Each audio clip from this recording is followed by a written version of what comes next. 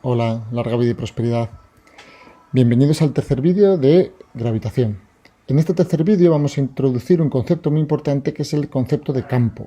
En la física se trabaja con campos y vamos a verlo por primera vez aplicado al campo gravitatorio y luego lo extenderemos al campo eléctrico y al campo magnético.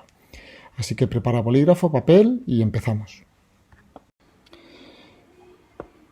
El campo gravitatorio es la perturbación que todo cuerpo provoca en el espacio que lo rodea por el hecho de tener masa. Es decir, el Sol, por ejemplo, aquí, simplemente por el hecho de estar ahí y tener una masa, lo que hace es perturbar todo el espacio que hay alrededor, y esta perturbación se manifiesta colocando otra masa aquí, y entonces esta masa que colocamos aquí sufrirá una atracción hacia el Sol.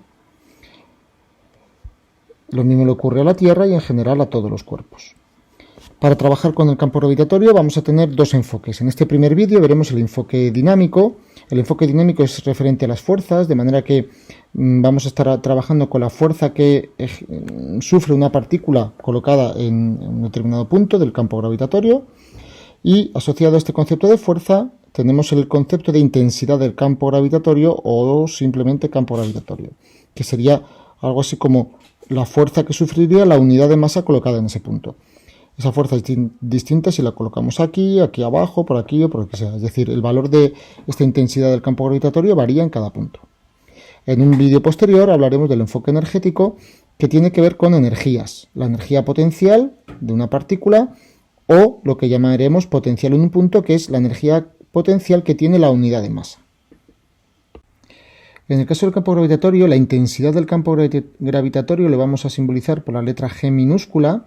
Es un vector orientado siempre hacia la masa que crea el campo y cuyo valor vale la fuerza gravitatoria dividido entre la masa que colocamos en este punto. Vendría a ser algo así como la fuerza que experimenta la unidad de masa colocada en este punto.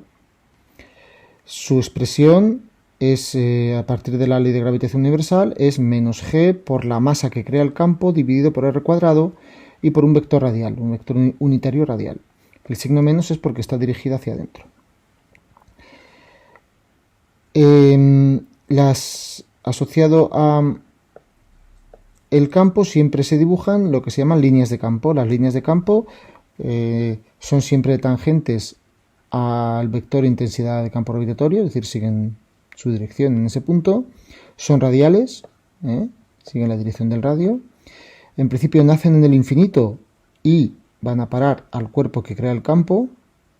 Nunca se van a cruzar, es decir, no puede ocurrir que una línea de campo venga por aquí y otra venga por aquí, porque como son vectores, al final lo que ocurriría sería que se sumarían y darían simplemente vectores.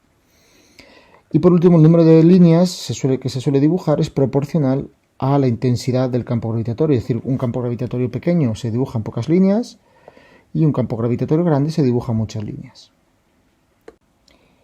Cuando tenemos varias masas que crean campos, entonces se va a cumplir el principio de superposición. De manera que cuando hay dos o más campos gravitatorios, la intensidad total es la suma de todas estas intensidades parciales. En el caso del campo gravitatorio terrestre, vamos a distinguir dos situaciones, puntos exteriores y puntos interiores.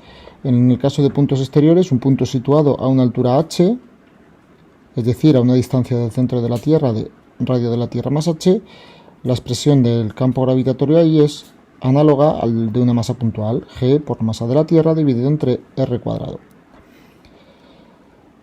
Si el punto está en la propia superficie, entonces el valor de la gravedad es 9,8, que estamos acostumbrados, va a ser igual a g por masa de la Tierra dividido entre radio de la Tierra al cuadrado.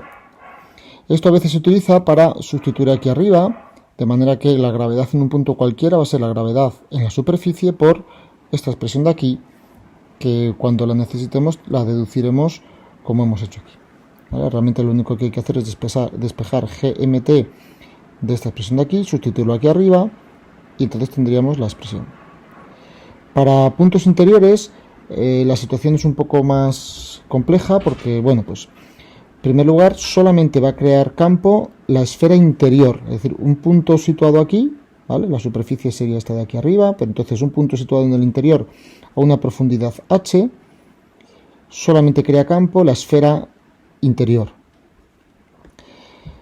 Eso, el porqué es porque toda la parte exterior se va cancelando las de un lado con las de otro y entonces no contribuyen.